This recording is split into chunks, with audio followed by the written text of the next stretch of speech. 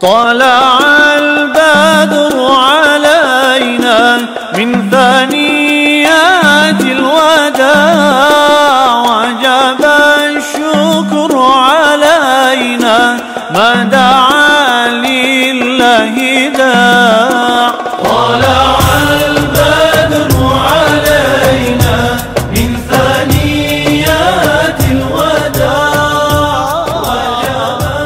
أعوذ بالله من الشيطان الرجيم. بسم الله الرحمن الرحيم. Allahumma salli ala Sayyidina Muhammad wa ala ali Sayyidina Muhammad. Para jamaah KSM, Assalamualaikum warahmatullahi wabarakatuh. Para jamaah KSM, dalam kesempatan yang sangat berharga ini, sebuah tema yang akan diangkat adalah mengenai bagaimana Islam menginterpretasikan atau menafsirkan kehidupan. Oleh karena itu, marilah kita pelan-pelan kita ikuti kajian yang sangat menarik dan berharga ini. Dalam perspektif Islam, kehidupan memiliki dua aspek atau bisa dikatakan dua wajah atau dua dimensi. Dimensi yang pertama adalah dimensi kesia-siaan dan yang kedua adalah dimensi atau aspek hakiki, kebenaran, hakikat. Dalam aspek kesia-siaannya itu manusia mengartikan kehidupan atau memaknai kehidupan itu tidak lebih dari sekedar tidur, makan, dan mencari kenikmatan, mencari kesenangan. Dalam aspek ini yang difikirkan, yang menjadi obsesi adalah lahiriah duniawi saja. Tidak lebih dari sekedar itu. Al-Quran menyalahkan dan mencela orang-orang yang memiliki pandangan hidup yang seperti ini karena sia-sia. Dalam ayat Al-Quran disebutkan kehidupan dunia itu tidaklah lebih dari sekedar permainan dan kesia-siaan. Kemudian saling tafakhur, saling berbangga-bangga dengan banyaknya harta, dengan banyaknya anak. Mereka hanya berpikir tentang itu saja. Kenikmatan materi, tidak lebih daripada itu. Dan pikiran yang semacam ini adalah pikiran yang keliru. أنما الحياة الدنيا لعب ولهو وزينة وتفاخر بينكم وتكاثر في الأموال والأولاد كمثل غيث أعجب الكفار نباته ثم يهيج فتراه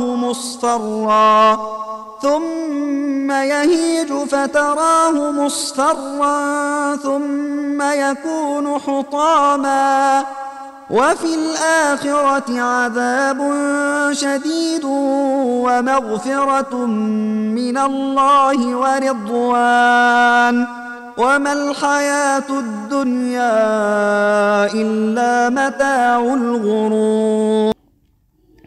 Karena dalam aspek hakikinya kehidupan itu tujuannya adalah untuk taqarrub ilallah, mendekatkan diri kepada Allah, dan liqa, pertemuan dengan Allah, dan fana dalam zat Allah subhanahu wa ta'ala. Itu dalam pandangan yang hakiki, manusia melupakan egonya dan menjadi hamba Allah sebenar-benarnya hamba, sehingga dia fana, menghilangkan egoismenya, menghilangkan egonya untuk menjadi hamba Allah yang hakiki. Al-Quran menyebutkan bahwasanya kehidupan dunia itu tidak lebih dari sekedar permainan dan kesia-siaan. Dan darul akhirah, kehidupan akhirat, rumah akhirat itu bagi orang-orang yang bertakwa itu jauh lebih baik. Apakah kalian tidak mau berfikir?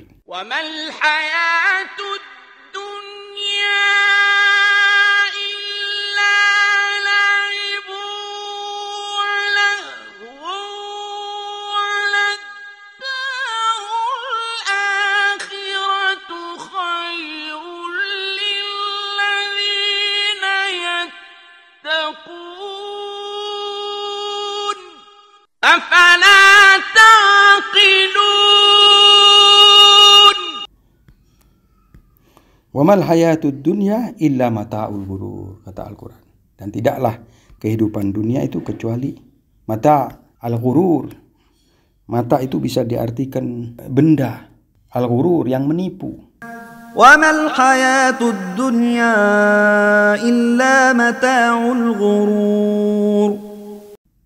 Karena kalau kita berhenti di level materi saja kehidupan ini, tujuan kita hanya untuk mendapatkan materi dan kesenangan materi, itulah yang disebut oleh Al-Quran mata'ul ghurur.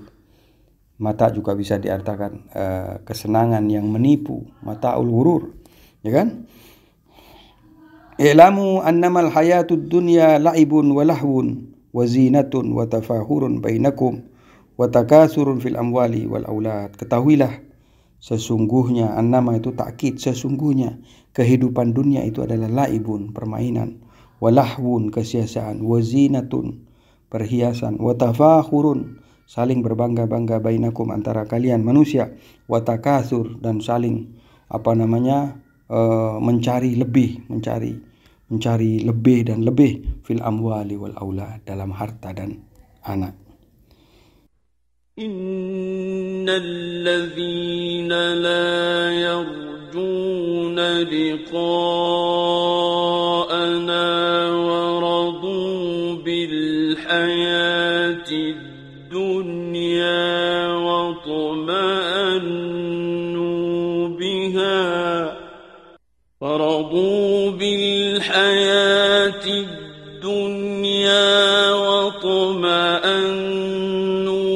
بها والذين هم عن آياتنا غافلون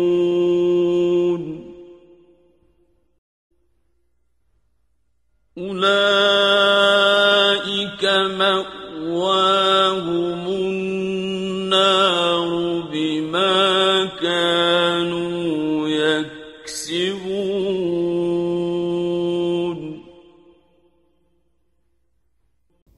Innal ladzina la yarjuna liqa'ana wa radu bil hayatid dunya watma'annu biha walladzina hum an ayatina ghafilun ulaika ma'wahumun nar bima kanu yaksibun. Sesungguhnya orang-orang yang tidak berharap untuk bertemu dengan Allah, pikirannya hanya hidup di dunia, tidak terlintas di dalam pikirannya bahwa satu hari nanti mereka akan bertemu dengan Allah.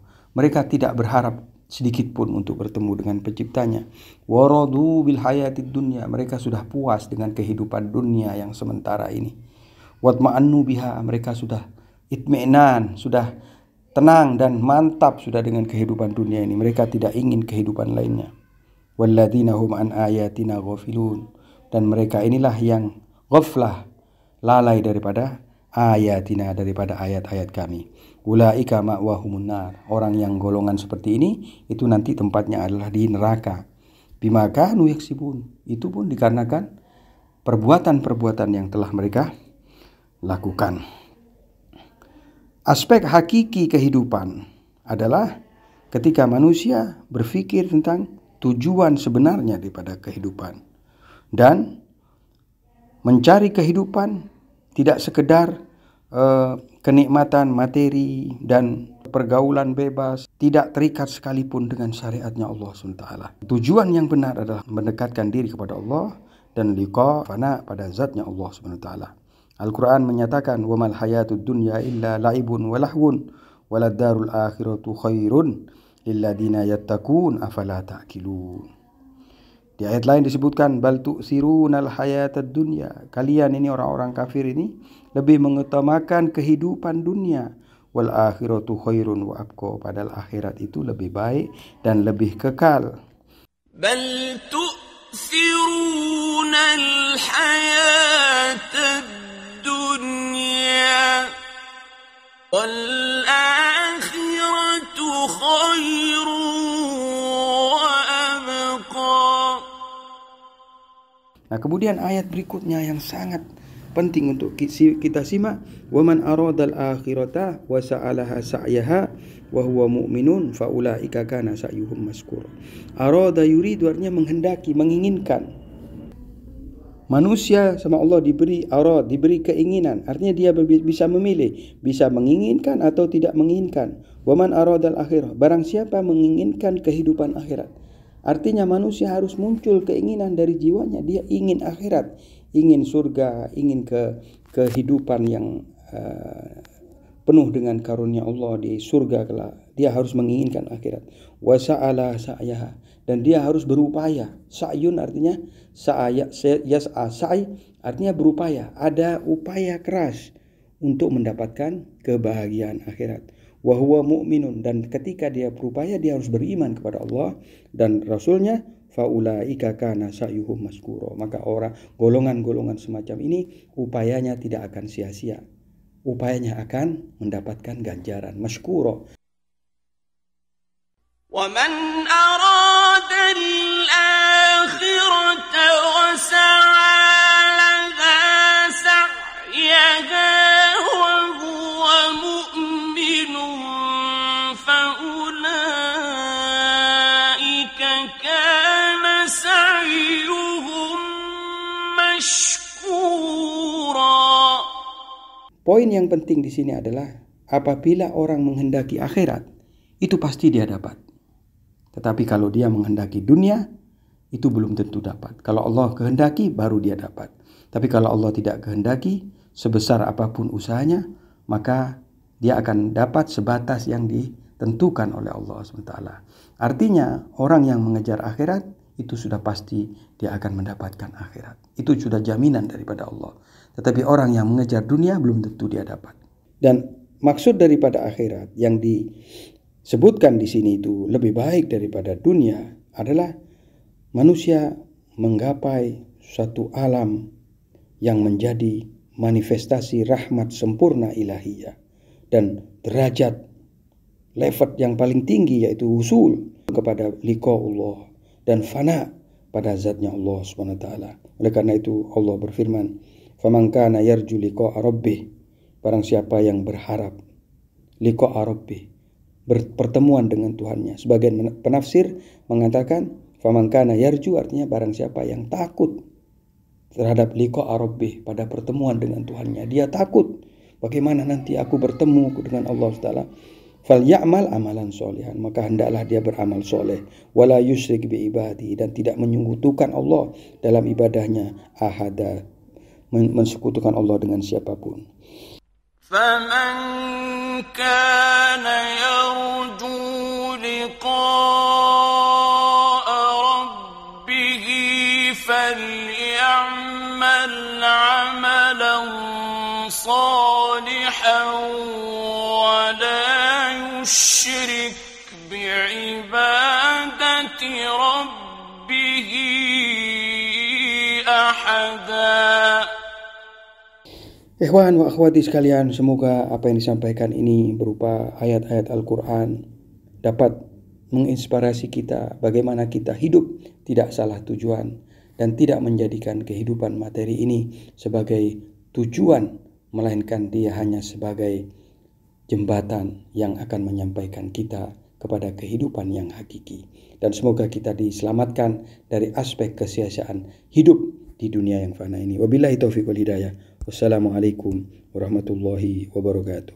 Anta nurun ala nur, Anta misbahus thuraya, Ya Habibi Ya Rasul, salat aqmarud daya.